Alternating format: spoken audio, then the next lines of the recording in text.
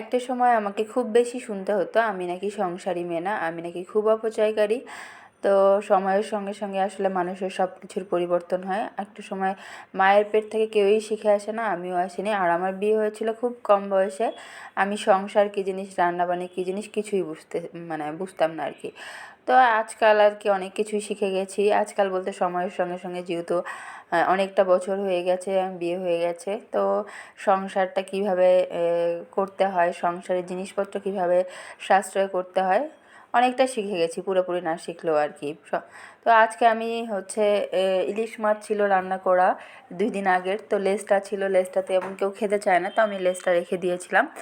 আর এটা রান্না করেছিলাম মিষ্টি কুমড়া শাক, চিংড়ি মাছ, আলু দিয়ে। এটাও একটু ছিল। তো ভাবলাম সব কিছু মিলে একটা সুন্দর ভর্তা বানালে কেমন হয়। আমি প্রায় সময় এই কাজটা করি। আমার অনেক কিছু যদি বেঁচে যাওয়া জিনিসটা থাকে, ওটাকে আমি আরেকটু প্রসেসিং করে এইভাবে ভর্তা বানিয়ে ফেলি। দেখবেন এটা খেতে অনেকটা ভালো লাগে। এখানে আমি দিয়েছিলাম আরও কিছুটা পরিমাণ রসুন। তারপর আমি এখানে পানিটা শুকিয়ে নিব, আর এখানে দিয়ে দিব কিছুটা পরিমাণ পেঁয়াজ। পেঁয়াজটা খুব কম পরিমাণে দিব। আর এখানে দিব আর কি শুকনা মরিচ, এটা লাস্টের দিকে দিব, আমি আলাদা ভেজে নিয়ে দিব আর কি। তো আশা করি আমার এই ভর্তাটা আপনাদেরও খুব ভালো লাগবে। আপনারাও এরকম বেঁচে যাওয়া জিনিস দিয়ে আর কি বানিয়ে ফেলতে পারবেন। তো আমি এমনটা প্রায় সময় করি, ভাবলাম আজকে আপনাদের সঙ্গে শেয়ার করি আর কি। তো মোটামুটি আমার এটা শুকিয়ে আসছে। তো যেহেতু আজকে আমি ভর্তা রান্না করব, তো ভর্তার সঙ্গে আপনার ডালটা না হলে ভালো হয় না। আজকে আমি আলু ভর্তা, মরিচ ভর্তা, ডিম ভাজা থাকবে, বেগুন ভাজা, আর এই শাক ভাজার ভর্তাটা। তো সব কিছু মিলায় চিন্তা করলাম যে আমি একটু ডালটাও করে ফেলি, তাহলে আর কি লেবু দিয়ে ডালটা খেলেও ভালো লাগবে আর কি।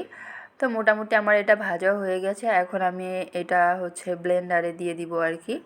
আর অন্য সাইডে আমি ডাল রান্না করে নিয়েছি আর কি।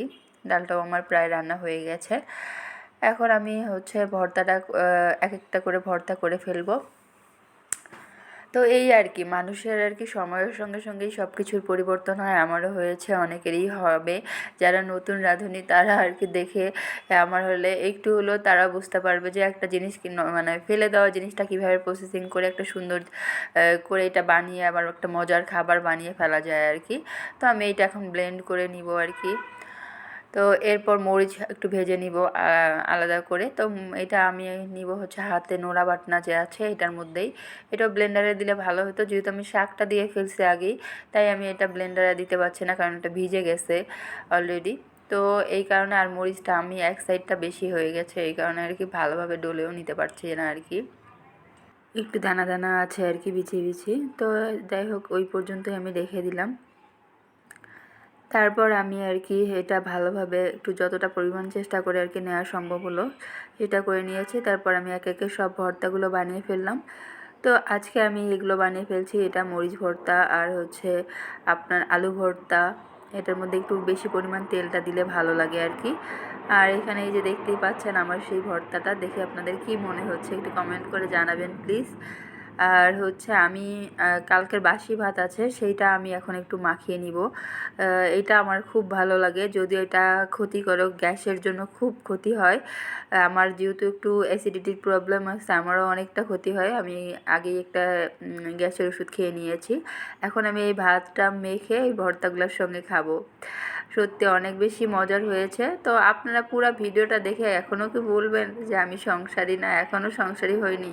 যারা আমাকে বলছেন যে আমি সংসারী না, আমি অপচয়কারী, তারা এই ভিডিওটা দেখে আমাকে কমেন্ট করে অবশ্যই জানানোর চেষ্টা করবেন যে আমি এখন সাকসেস সংসারী মেয়ে হয়েছি কি না। তো সবার ভালো লাগলে লাইক কমেন্ট শেয়ার দিবেন। আর আমার সবার কাছে আমার অসংখ্য ভালোবাসা আজকে আমাকে এতটা সাপোর্ট দেওয়ার জন্য। হ্যাঁ, অনেকে বাজে কমেন্টও পাই, ভালো কমেন্টও পাই, তারপর আমার মন খারাপ হয় না। যখন ভালো কিছু পাই তখন মনে হয় ওই মন খারাপটা আমার চলে যায় একেবারেই।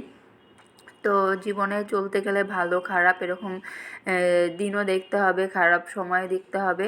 তো আমি সব কিছুর জন্য আলহামদুলিল্লাহ আল্লাহর কাছে শুকরিয়া আদায় করি, এবং আপনাদের অসংখ্য ভালোবাসা আপনাদের জন্য আমাকে এভাবে সাপোর্ট করার জন্য। তো ভর্তাটার ফাইনাল লুকটা দেখিয়ে দিলাম। তো সবাই ভালো থাকবেন, সুস্থ থাকবেন, এবং আমাকে কমেন্ট করে অবশ্যই জানাবেন। খারাপ লাগলেও জানাবেন, ভালো লাগলেও কমেন্ট করে জানাবেন।